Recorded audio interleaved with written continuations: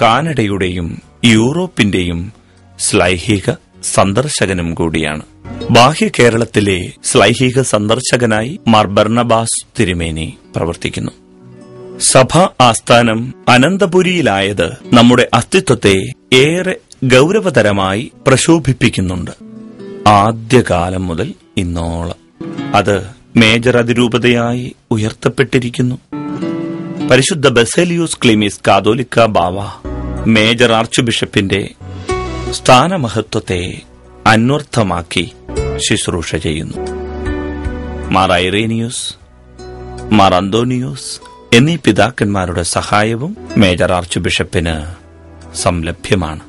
1997 സ്ഥാപിതമായ മാർത്താണ്ഡം രൂപതയുടെ പ്രഥമ മെത്രാപ്പൊലീത്ത ലോറൻസ് മാർ എഫ്രൈം, തുടർന്ന് 1998 മുതൽ 2010 വരെ മാർ ക്രിസോസ്റ്റം പിതാവിന്റെ കർമ്മപദ്ധതികൾ ആ ദരിദ്ര പ്രദേശത്തിന് ഉണർവ് പകർന്നു. ഇന്നത്തെ സാരഥി മാർ വിൻസെന്റ് തിരുമേനി. 2007 സ്ഥാപിതമായ മാവേലിക്കര രൂപതയെ മാർ ഇഗ്നാത്തിയോസ് തിരുമേനി ധീരമായി നയിച്ചുകൊണ്ടിരിക്കുന്നു.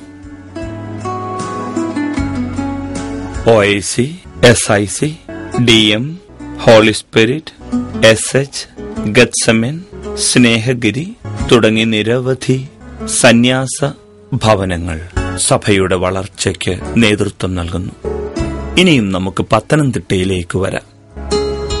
ഈ മലനാടിന്റെ ദീർഘകാല സ്വപ്നമാണ് 2010 രൂപതാ സംസ്ഥാപനത്തോടെ സാക്ഷാത്കരിക്കപ്പെട്ടത്.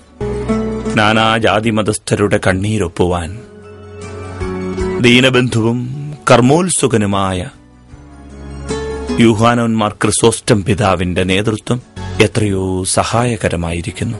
100 പള്ളികൾ, അതുപോലെ വൈദികർ, സഭാതീഷ്ണരായ അൽമായ മഹാജനം, ദേശസേവനത്തെ മുൻനിർത്തി നിരവധി വകുപ്പുകൾ. നാടിനും നാട്ടാർക്കും നവോന്മേഷദായിനിയായി നാം മുന്നേറുകയാണ്. അതിദ്രുതം, അതിദീർഘം.